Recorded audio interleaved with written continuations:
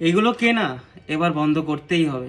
মানুষের ইনকাম বাড়ছে, জিনিসপত্র দাম বাড়ছে, মানা যায়, কিন্তু মানুষের ইনকাম একই জায়গায় রয়ে গেছে। এদিকে জিনিসপত্রের দাম দিনের পর দিন এত বাড়ছে, দিনের পর দিন এত বাড়ছে, আর নেওয়া যাচ্ছে না। একটু মনে করে দেখো, আগে যখন আমরা তেল কিনতাম 1 লিটার অর্থাৎ 910 গ্রাম, সেটা প্রায় 80-90 টাকা দিয়ে কিনতাম। কিন্তু এখন দাঁড়িয়ে অনেক কোম্পানি আছে যাদের ওজন 650 গ্রাম করে দিয়েছে।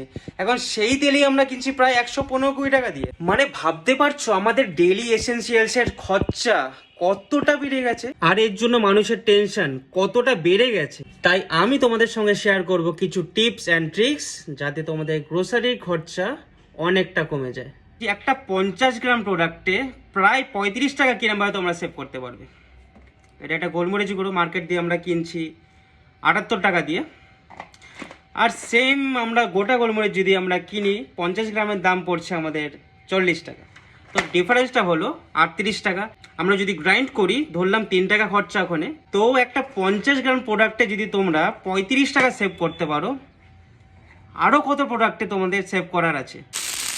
গোলমরিচটা ঢাললাম, হালকা রোদে দিলাম, না দিলেও চলে, আর নিমেষের মধ্যে তৈরি হয়ে গেল খাঁটি গোলমরিচের গুঁড়ো। এবং এরপরে আমি সব প্রোডাক্টের উপরে এরকম একটা এক্সাম্পল দিয়ে দেখাবো, যাতে তোমাদের খরচা অনেকটাই কমে যায়।